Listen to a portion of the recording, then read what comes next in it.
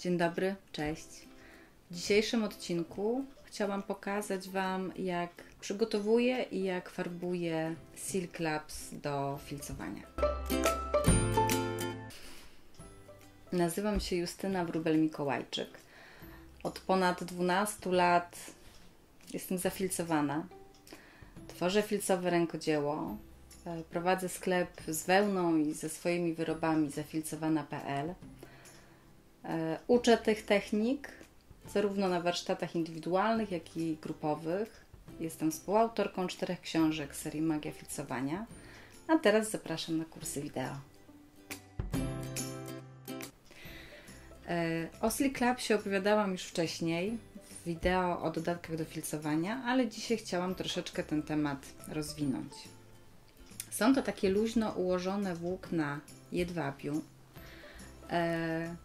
Kupuje się w takich płachtach, najczęściej już rozdzielonych. Ja będę je zaraz rozdzielała, więc wszystko pokażę. Jest to taki dosyć wdzięczny materiał, bo można stosować ten Silk Labs jako bazę do większych form i wtedy na przykład filcujemy szale na właśnie tych włóknach jedwabiu. Można stosować małe kawałeczki, same takie ścinki, na przykład do ozdobienia kwiatów, liści, elementów biżuterii. Można nieduże kawałki wykorzystywać do większych jakichś projektów i właśnie tego typu projekt mam teraz w głowie. Mianowicie przygotowuję dla Was kolejne lekcje w ramach wirtualnej szkoły filcowania, a tam będę uczyła tym razem, jak filcować szale. I tych typów szali będzie kilka, ale jednym z nich będzie projekt, gdzie chcę pokazać, jak się filcuje z wykorzystaniem prefilców, czyli takich filców wstępnych, zarówno już przygotowanych, kupnych, jak i takich, które możemy zrobić sobie sami.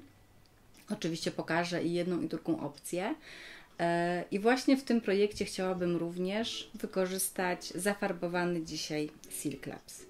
Dlatego zapraszam do oglądania. Zaczynamy. Jeśli masz taką płachtę dużą, grubą, z wieloma warstwami, to tak naprawdę łatwiej pracuje się, kiedy one są mniejsze i cieńsze. Cieńsze przede wszystkim, aczkolwiek tutaj w zależności od tego, co my chcemy z tym zrobić, czasami te warstwy mogą być grubsze, cieńsze, żeby był bardziej ażurowy czy mniej ażurowy. To już zależy od naszego projektu. Natomiast bez problemu można sztukować ze sobą takie kawałki, natomiast łatwiej pracuje się rzeczywiście, jak one są mniejsze i cieńsze. Tniemy to po prostu nożyczkami, więc bezproblemowo tniemy sobie tak mniej więcej wzdłuż włókien.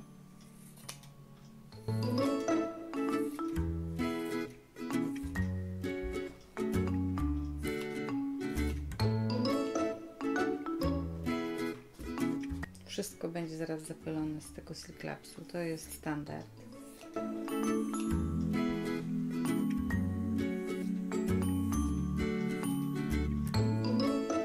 Tych warstw tu jest kilka, dlatego widać, że czasami jak tnę, to muszę sobie dociąć te warstwy na dole.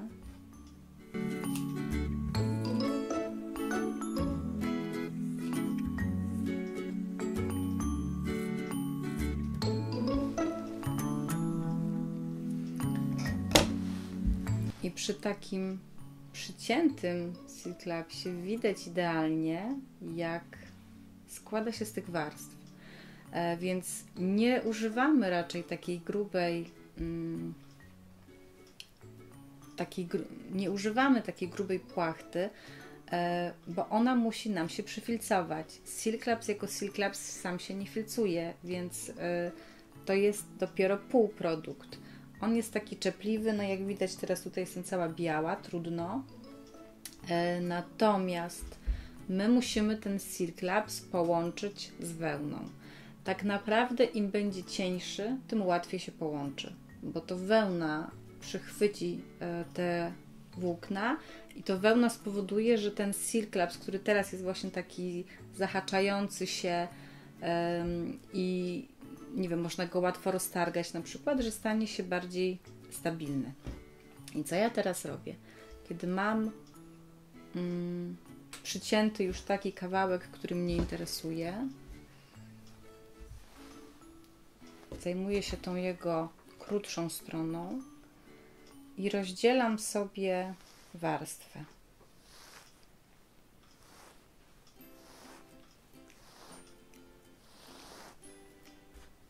Chwytam sobie te warstwy tutaj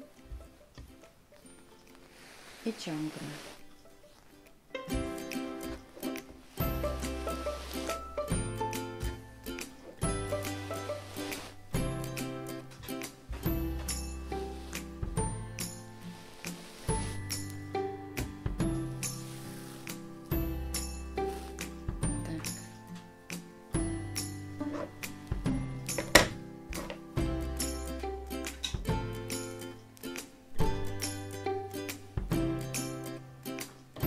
Tego typu warstwa już jest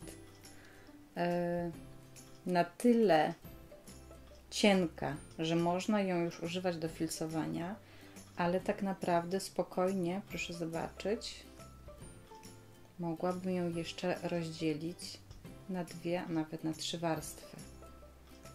Więc w zależności od tego, jaki efekt bym chciała uzyskać, to może być taki cieniutki, może być składający się z 2, ewentualnie z 3. Przy czym no to uważam, że to jest już takie dosyć grube. Raczej przy efekcie takim, że nie będzie przez ten silk labs widoczna wełna z drugiej strony na przykład.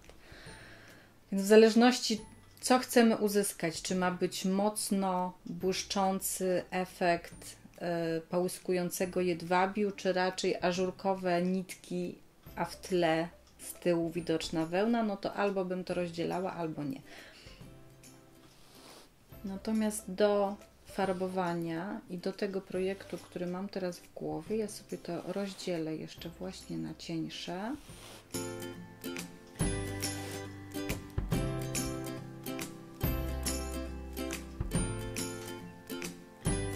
Znowu chwytam sobie i ciągnę.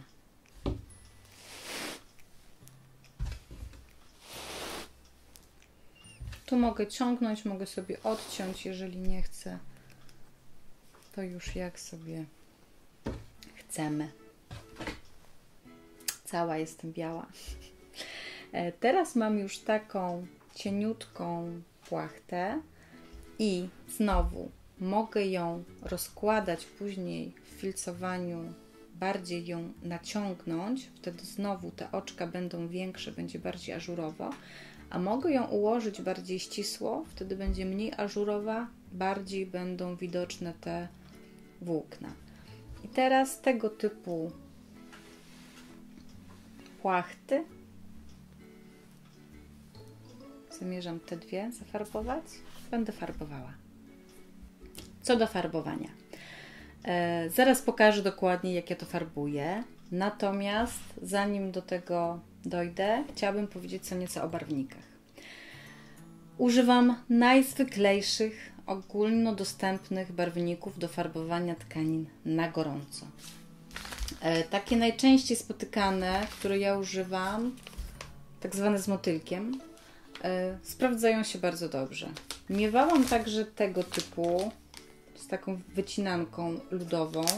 Rzadziej je teraz spotykam. Nie wiem, może to są jakieś jeszcze sprzed 100 lat. Bardzo możliwe. Bywało... używałam też takie z papugą chyba. Coś tego typu.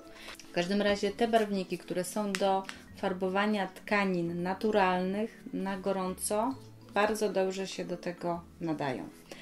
Z tyłu jest instrukcja, więc można robić według instrukcji, aczkolwiek przyznam szczerze, że jak farbuję tkaniny, to bardziej się trzymam tych wytycznych, natomiast jeśli chodzi o silk labs, to tak na większym luzie, powiedzmy, to farbuję. Tym bardziej, że jeżeli wlewam barwnik do garnka, a niekoniecznie przez siteczka z gazami i tak dalej, żeby ten barwnik był jednolity. Ma dla mnie większe znaczenie to, żeby to było przy tkaninie, żeby ta tkanina była taka w jednolitym kolorze, bez żadnych przebarwień, innych odcieni. Tak przy Silk Clubsie on się trochę inaczej zachowuje i tak naprawdę jak są przejścia kolorystyczne, jak trochę się gdzieś inny odcień pojawi, co czasami bywa, to zależy od odcienia, od tego barwnika, to mi to nie przeszkadza, wręcz daje dodatkowe efekty. Zdarza mi się mieszać kolory. To wszystko zależy od tego, jaki odcień chcę uzyskać.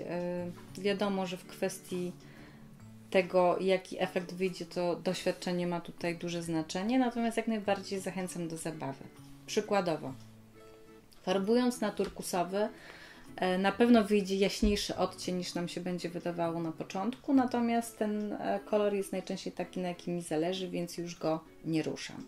Ale na przykład, chcąc uzyskać czerwony kolor, farbując barwnikiem o nazwie czerwony, dla mnie ten czerwony jest przygaszony. Koralowy bardziej niż taka soczysta czerwień, więc jeżeli mi zależało na mocniejszej czerwieni, to sobie łączyłam czerwony z bordowym na przykład. Jeśli chodzi o zieleń, to również zieleń, która jest z tych barwników, jak dla mnie jest zbyt zimna, więc jeżeli chcę cieplejszy odcień, to sobie mieszam zielony barwnik z odrobiną żółtego. Ale jak przesadzę, to wychodzi oliwkowy, więc to też trzeba sobie sprawdzać. Jak najbardziej można farbować kilka razy. Nieraz mi się tak zdarzyło, że na przykład dany odcień wyszedł mi za jasny albo nie do końca taki, jakbym chciała, co widzę dopiero tak naprawdę, jak on wyschnie, więc po prostu farbowałam jeszcze raz. Oczywiście, jeżeli farbujemy kilka razy ten sam Silk Clubs czy tkaninę, to od jaśniejszego do ciemniejszego, czyli jeżeli nam już się zafarbuje Silk Clubs na bordowy, to jasnej czerwieni z tego nie zrobimy. Ale jeżeli zaczniemy od jasnej czerwieni, to do bordowego spokojnie możemy dojść. Jak zawsze zachęcam do tego, żeby eksperymentować, pobawić się tym farbowaniem, porobić sobie próbki, ale próbki też się przydają nie tylko, żeby sprawdzić, jaki kolor wyjdzie z jakiego barwnika, ale też jak on się zachowa w filcowaniu. Wspomniałam, że używam barwników do farbowania na gorąco. Nakupowałam również barwników do farbowania na zimno, ale z tyłu na opakowaniu jest napisane, że zabrudzone miejsca po farbowaniu czyścimy szarym mydłem. I tu mi się zapala lampka, bo nieraz z wykorzystaniem szarego mydła filcujemy. Miałam kiedyś taką sytuację, zanim jeszcze sama farbowałam Silk Clubs, tylko kupowałam gotowy, zafarbowany. Kupiłam ten Silk Clubs w odcieniu mocnego różu i rozłożyłam kawałki tego Silk Clubsa na szal, który był w odcieniach fioletowo-żółto-pomarańczowym i miał być ten mocny róż, taki mega kolorowe szaleństwo. No i filcowałam, masowałam, przykryte to było folią, później zawinęłam do rolowania, więc jakby nie widziałam, co się tam dzieje, natomiast w momencie, kiedy rozwinęłam, żeby zobaczyć, jak ten szal mi się pięknie filcuje, no trochę byłam w szoku, bo cały mój różowy Silk Clubs zrobił się biały, po prostu bielusieńki. Wybarwił się totalnie. Na szczęście to nie był szal robiony na zamówienie, więc wielkiej tragedii nie było, nie musiałam go filcować jeszcze raz. Po prostu taki został. Natomiast no, była to dla mnie nauczka, od tego czasu farbuję sama i pomimo, że mam nakupowane te barwniki do farbowania na zimno, nie miałam jeszcze czasu na to, żeby je spróbować eksperymentować, czy one będą fajnie trzymały kolor po filcowaniu, czy też nie. Na razie wolę nie ryzykować, więc też przestrzegam przed tym. Zapraszam do farbowania. Witam w kuchni. Będziemy farbować teraz Silk Labs. I potrzebujemy gorącej wody, jest już w garze przygotowana. Silk Labs, sól, kubek, barwnik i ocet i miskę. Przyda się. Zaczynamy od tego, żeby rozpuścić barwnik w gorącej wodzie, więc ja to zwykle robię po prostu w ten sposób. Nalewam sobie gorącej wody do kubka i rozpuszczam barwnik. Robię to celowo nad zlewem, przestrzegam przed blatami. Te barwniki mocne są i czasami naprawdę trzeba nieźle się naszorować z blatów, żeby się pozbyć tych barwników.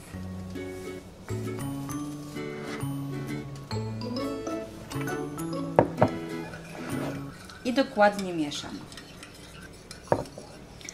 Gdybym farbowała tkaninę i zależałoby mi na tym, żeby kolor był idealnie jednolity, to na pewno musiałabym solidnie jeszcze wymieszać ten barwnik, ale to, co bym również zrobiła, to to, że wlewając barwnik do garnka, wlewałabym przez sitko i gazę, żeby ewentualne takie kropeczki, paprochy, nierozpuszczone barwniki zostały na tej gazie. Łatwo to czasami zaobserwować przy niektórych barwnikach. Przy turkusowym nie mam tego efektu, ale na przykład farbując barwnikiem zielonym, czasami widać na brzegu kubka kropeczki niebieskie i żółte.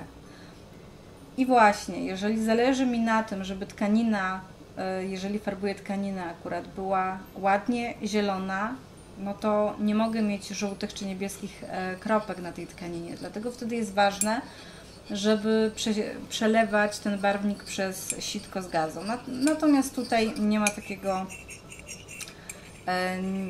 nie ma takiej konieczności.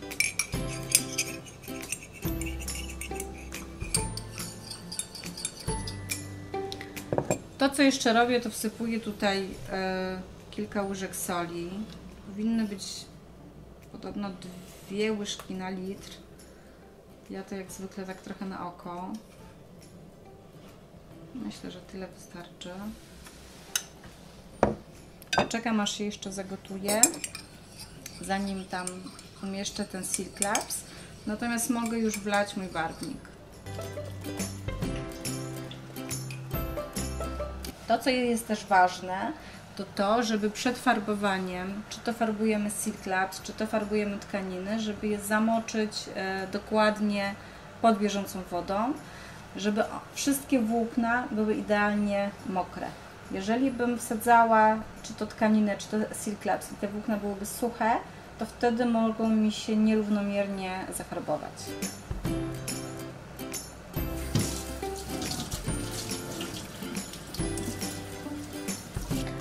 Jak widać, ten Silk Labs wcześniej taki puchaty, teraz wygląda taka trochę zmokła kurka. Ja sobie go troszeczkę wyprostuję.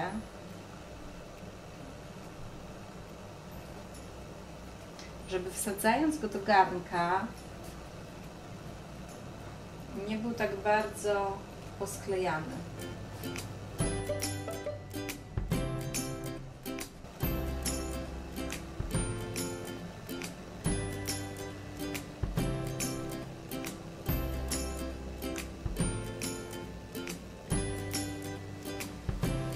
To samo robię z drugim kawałkiem.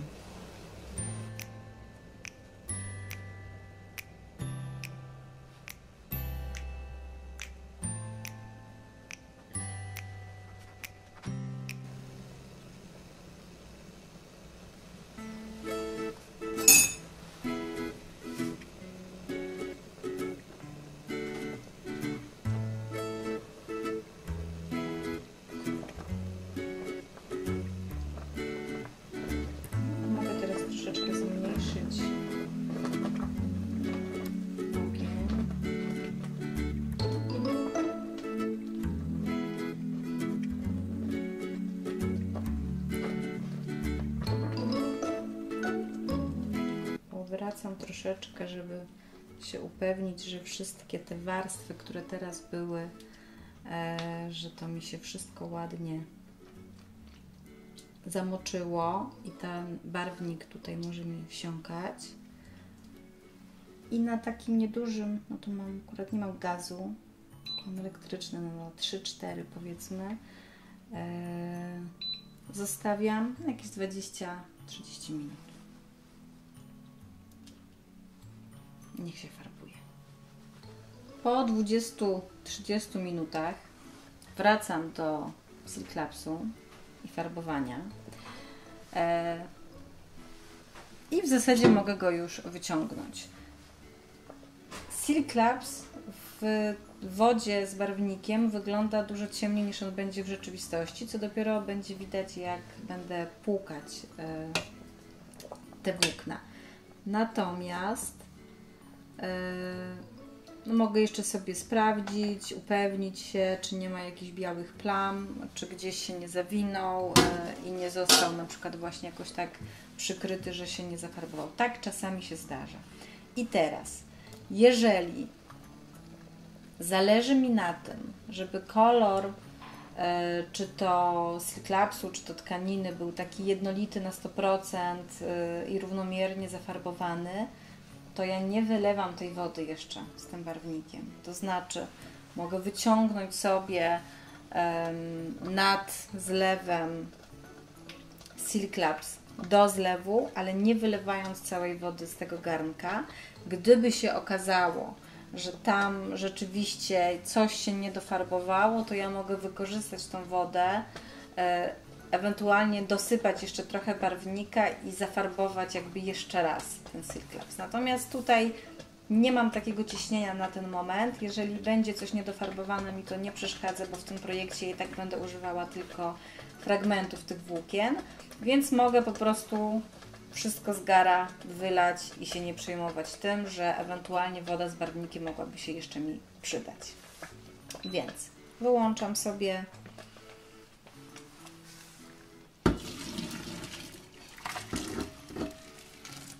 i wylewam po prostu.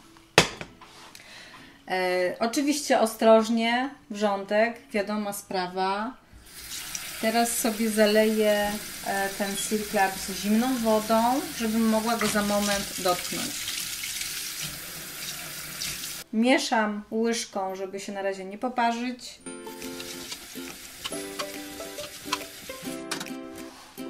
Już mogę to chwycić. I teraz będzie widać, jak dużo jaśniejszy jest Silk Labs po wyciśnięciu, niż nam się to wydaje, póki on jest właśnie taki jeszcze zamoczony.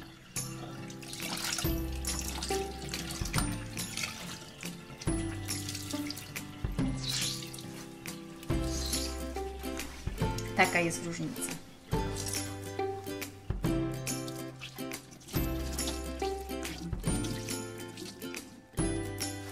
Tu mam te dwa kawałki. Teraz będę je płukać w wodzie z octem. Jeśli chodzi o proporcje, to też tak raczej na oko. Ocet nam jest potrzebny, żeby ten barwnik był bardziej trwały. Ja nie przypadam oczywiście za tym zapachem, więc najpierw płuczę w wodzie z octem, a następnie robię jeszcze jedno płukanie w wodzie bez octu, żeby się trochę pozbyć tego zapachu.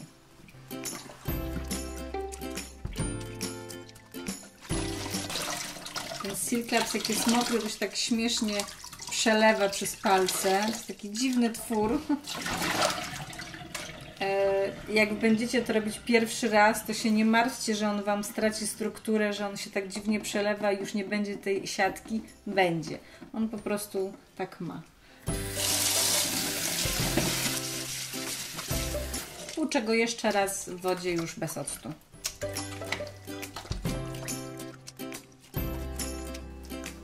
Jak obcy.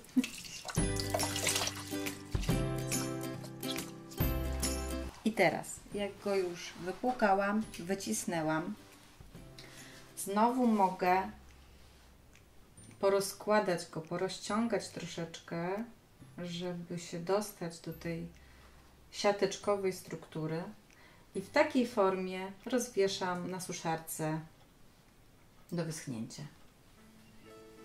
Czyli taki porozciągany troszkę. I właśnie się wydaje, że jest taki malutki, a później jak się wyciąga te brzegi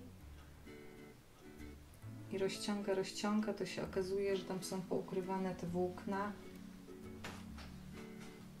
i się robi całkiem spory.